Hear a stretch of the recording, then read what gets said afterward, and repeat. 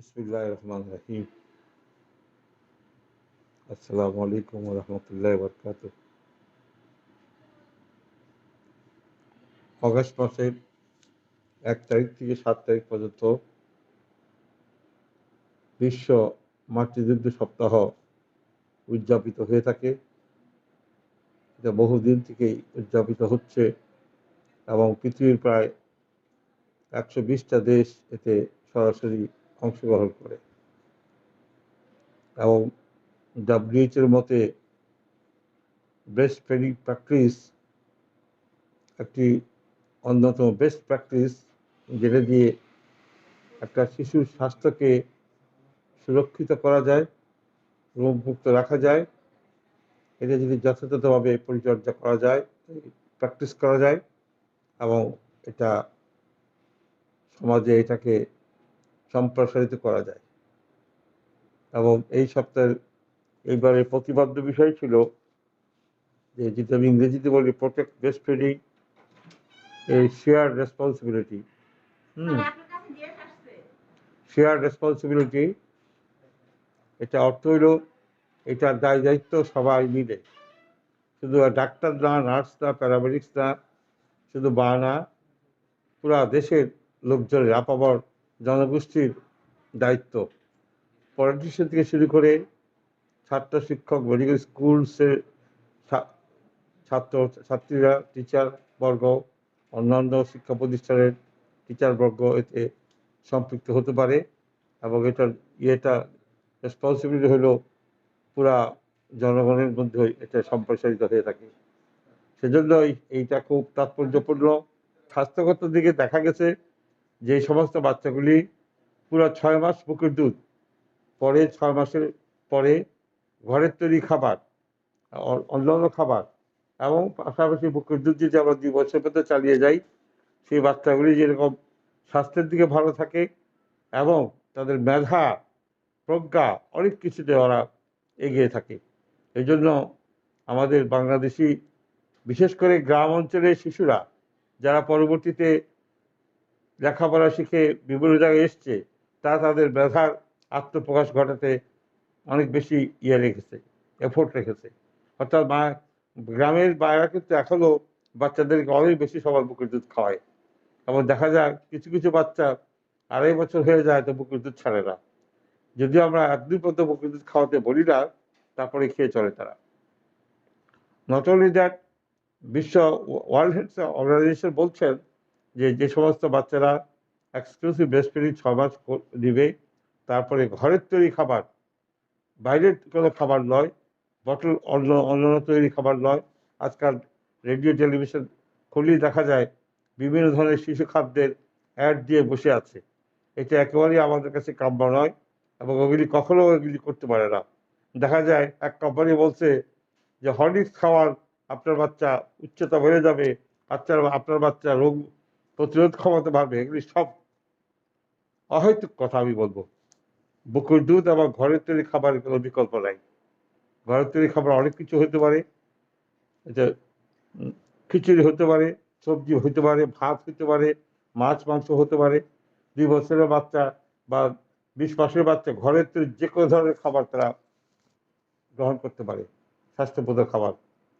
তো সেই দিকে সবারই খেয়াল রাখা উচিত। আর এইটা করতে হলে, স্ট্যাবলিশ করতে হলে যে জিনিস দরকার, মায়েদের সাপোর্ট দরকার। একটা মা যখন বাচ্চা প্রসব করলো, তা বাচ্চা প্রসব একটা, আমি বলবো, একটা কষ্টকর প্রক্রিয়া এবং তারপরে সে নিজেও অসুস্থ হয়ে যায়। সেক্ষেত্রে বুকের দুধ খাওয়াতে হলে মাকে একটা সাপোর্ট দেওয়ার জন্য একটা প্যারেন্ট সাপোর্ট গ্রুপ বা মাদার সাপোর্ট গ্রুপ সব দেশই আছে, যেটা বাংলাদেশে সেইভাবে ডেভেলপ করে নেই। তারপরে আমি বলবো যে বাংলাদেশ ব্রেস্ট ফিডিং ফাউন্ডেশন বলে একটা ফাউন্ডেশন এখানে আছে।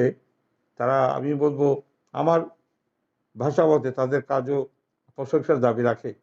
আমাদের দেশে দুধ কোম্পানিগুলি, আমি একটা কোম্পানির নাম না বললেই পারি না, নেসলে কোম্পানি, এখানে হাজার হাজার কোটি টাকার ব্যবসা তারা, এবং সেই কোম্পানির এগেনস্টে আমরা এবং আমাদের যে অর্গানাইজেশন বাংলাদেশ শিশু চিকিৎসক সমিতি, আমরা তাদের বিরুদ্ধে মামলা করেছি। সেই মামলায় আমরা জয়ী হয়েছি এবং এই দেশের এক্সিস্টিং যে লটা আছে ইয়েতে, বেস্ট ইয়াং ফিডিং এবং সাপ্লিমেন্টারি ফিডিংয়ের যে আইনটা আছে, সেই আইনটা ছিল আমাদের সেকেন্ড ক্লাস একটা আইন।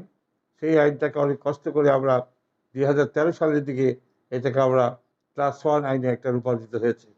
সেই আইন করতে যিনি সবচেয়ে বেশি এই দেশে কষ্ট করেছেন তিনি হলেন প্রফেসর অধ্যাপক MQ তালুকদার সাহেব। তার নাম আমি আজকে না বলে তার প্রতি একটা ইয়ে করা হবে। এই দেশে আইনের কিন্তু এগুলি মানে ইয়ে ঘটে না। আইন আছে, আইন বাস্তবিক রূপ নেওয়া খুব ডিফিকাল্ট। অন্য গ্রুপ যে ব্যবসায়িক গ্রুপগুলি অনেক শক্তিশালী, তারা বিভিন্নভাবে বিভিন্ন লোককে প্রভাবান্বিত করে। আর একটা কথা না বললেই নয় যে ব্ল্যাক পিপলদের দেখা গিয়েছিল তাদের নেক্রোটাইজিং এন্টেরোকলাইটিস, একটা খুব সিরিয়াস নবজাতকের ইনফেকশন, যেটা হইলে বাঁচালেই মুশকিল, ওটা অনেক বেশি হতো। যখন দেখা গেলো বাচ্চাদেরকে পুরো বুকের দুধ খাওয়ানো হলো, নেক্রোটাইজিং এন্টেরোকলাইটিসের ইটা মানে ওই ব্ল্যাক কান্ট্রি থেকে উঠে গেল। তো এরকম অনেক কিছু আছে যেগুলি ওষুধ দিয়েও সারানো যায় না।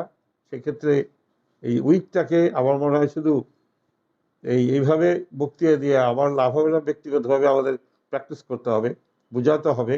অনেক মারা মনে করে 2-3 দিন বাচ্চা আবার দুধ পায় না, কেমনি বাঁচবে? তো আমি কাউকে কেমনি বাঁচবে? যারা এই প্রশ্ন করেন আমি তাদের কাছে জানতে চাইব সবিনয়ে যে আপনারা কি কেউ কখনো দেখেছেন যে কোনো বাচ্চা, কোনো শিশু, নবজাতক মাতৃদুগ্ধ পায়নি বলে তার স্বাস্থ্যের ক্ষতি হয়েছে বা তার মৃত্যু হয়েছে? কেউ যদি আমাকে জানাতে পারেন আমি জানলে খুশি হব। আমার ব্যক্তিগত জীবনে আমি প্রায় 40 বছর শিশু বিশেষজ্ঞ দেশে আমি কখনো দেখি নাই যে মাতৃদুগ্ধের অভাবে বাচ্চারা অসুস্থ হয়েছে। বরঞ্চ অন্যান্য খাবার খেয়ে তারা অনেক বেশি ডায়রিয়া ইনফেকশন দিয়ে তারা হাসপাতালে ভর্তি হয়ে শেষ পর্যন্ত জীবন যুদ্ধে তারা পরাজিত হয়েছে। সেদিকে খেয়াল রাখতে হবে। তবে প্রথম দিকে একটু অসুবিধা হয়, অত দুধের দরকার হয় না। যে কোলেস্ট্রলটা আছে প্রথম শাল দুধ, সেটার 1 ফোঁটাই যথেষ্ট 15 ফোঁটার পরিবর্তে। সেটা খেয়েই আল্লাহ তাআলা ওইভাবেই সৃষ্টি করছে, কারণ বাচ্চাদের শরীরে অতিরিক্ত পানি থাকে। সেই ক্ষেত্রে পানিটাকে আল্লাহ তাআলা কমিয়ে দেওয়ার জন্যই কোলেস্ট্রল তৈরি করছে, যাতে অল্পতেই নিউট্রিশন আছে কিন্তু পানি নেই, সেটাকে তারা শরীরে অতিরিক্ত পানিটা ফেলে দেয়। আপনারা খেয়াল করবেন, জানেন যে একটা বাচ্চা যেই ওজন নিয়ে জন্মগ্রহণ করে তার সপ্তাহান্তে, সপ্তাহ শেষে তার কিছু ওজন 5 থেকে 10% ওজন তার কমছে, এটা স্বাভাবিক। আবার নেক্সট 7 দিনে দেখা যায় যে লস্ট ওয়েটটা তারা গেইন করে ফেলে, এটা স্বাভাবিক। এটা এগুলি জানতে হবে। তো আমাদের দেশে যে জিনিসটা সবচেয়ে বেশি সমস্যা, সেটা আমি মনে করি এই দেশের দাদি রানী বা দাদা নানা, এরা সমাজে কিছুটা, এরা খুব, তাদের হার্টটা খুব দুর্বল, নরম, নাতি নাতনির প্রতি ভালোবাসা বেশি। তারা বাচ্চা কান্নাকে তারা সহ্য করতে পারে না। বাচ্চা কাঁদলেই বলে এই ডিব্বার দুধ দিয়ে আসা, আর সহ্য করা যাচ্ছে না। এগুলি কিন্তু ঠিক না। একটু বাচ্চা তো কাঁদবেই, বাচ্চার কান্নার দরকার আছে একটা মায়ের বুকের দুধ আসার জন্য। এইটা খুবই প্রয়োজন। বাচ্চা না কাঁদলে বুকের দুধ আসবে না। বাচ্চা কাঁদতে হবে, বাচ্চা বুকের দুধ চষতে হবে, তারপরে দুধ আসবে। সেকেন্ড ডে থার্ড ডেতে দুধ চলে আসবে, এর মধ্যে বাচ্চার কোনো ক্ষতি হবে না। তবে একটা দুধ আসতে হইলেও তার পজিশন, অ্যাটাচমেন্ট, এগুলি জানতে হবে। এই জন্য আমাদের দেশে মেডিকেল স্টুডেন্ট বা যারা আছে তারা এগুলি আজকাল রপ্ত করে। আমরা সবাইকে যে শিখিয়ে দেই, তারপরেও আমাদের দেশের কনজারভেটিভ দেশ হওয়াতে পুলিশ ডাক্তাররা ব্রেস্ট ফিডিং তাত্ত্বিক মতো ওরা পর্যবেক্ষণ করতে পারে না, এটা মেয়েদেরই কাজ। তো এই দেশে মেয়ে ডাক্তারের সংখ্যা অনেক কম না, প্রায় 50-50 হয়ে গেছে। সেদিকে একটা আমরা ভালো অবস্থায় আছি। তো এই উইকের ইয়ে হলো ব্রেস্ট ফিডিংটাকে আরও প্রমোশন করা, প্যারেন্টসকে সাপোর্ট দেওয়া, আরও এডুকেশন থেকে এরকম পত্রিকা, টেলিভিশনে তো আমি একটা টক শো দেখলাম না যে ব্রেস্ট ফিডিং সপ্তাহ হচ্ছে কোনো এটা প্রচারিত করছে। হ্যাঁ, অন্যান্য ইস্যুতে ইয়ে করে, এটা টিভি এগুলি করতে পারে, বিভিন্ন টিভি চ্যানেল। রিসার্চ আমাদের হচ্ছে ব্রেস্ট ফিডিংটা বিভিন্ন, কিন্তু খুবই লিমিটেড। হ্যাঁ, তবে এটাকে বলা হয় breast feeding the gold standard of infant nutrition. একটা বাচ্চা যদি ব্রেস্ট ফিডিং পায়, তার অন্য কিছু নিউট্রিশনের অভাব হবে না। তার মাল্টিভিটামিন ড্রপও দরকার নেই, তার অন্য কিছু ক্যালসিয়ামও দরকার নেই, কিছুই দরকার হয় না সাধারণত। ব্রেস্ট ফিডিং ইজ অ্যালাউড, আল্লাহ তাআলা এটার মধ্যে সব কিছু দিয়ে দিছে। আর একটা জিনিস বেশি important, breast feeding, exclusive breast feeding পাওয়া বাচ্চাগুলি 20% মেধা দিয়ে, অতিরিক্ত মেধা দিয়ে তারা পৃথিবীতে বসবাস করে। অর্থাৎ যারা একটা গ্রুপকে যদি তুমি বুকের দুধ খাইয়ে বড় করো এক্সক্লুসিভ 6 মাস, তারপর প্রতি 2 বছর, আর একটা গ্রুপ যদি প্রথম থেকেই ডিব্বার দুধ খাও, দেখা যাবে সে কোনোদিন ডিব্বার দুধ গ্রুপ কখনো অঙ্কে 100 পাবে না। ওই মাতৃদুগ্ধ খাওয়া দুধগুলি অঙ্ক 100 পাবে, তাদের 20% মেধা বেশি হয়। এগুলি সব বিবেচনা করলে আমার কাছে মনে হয় বুকের দুধই শ্রেয়। এটার জন্য কোনো আরও বেশি আমাদের পলিটিশিয়ান থেকে শুরু করে সবাইকে সক্রিয় ভূমিকা রাখতে হবে, এবং যাতে দুধ কোম্পানিগুলিকে অ্যাগ্রেসিভ বিহেভিয়ার না করতে পারে তারা। আপনি বাজারে যদি যান একটা মুদির দোকানে, যেখানে খাওয়ার স্যালাইন পাবেন না, কিন্তু পক্ষান্তরে তারা বুকের দুধ, ডিব্বার দুধ সারি সারি বিক্রি করতেছে। ডিব্বার দুধের কোনো কমতি নাই। একটা রিমোট পর্যন্ত তার সব দোকানে, মানে একটা দুধ কোম্পানি আছে, তার একটা দুধের নাম ল্যাকটোজেন। কি খায়? ল্যাকটোজেন খায়। এটা মাদেরও মুখস্থ হয়ে গেছে। এটার থেকে আমাদের দূরে সরে আসতে হবে। যাই হোক, আমি এই সপ্তাহে সাফল্য কামনা করি।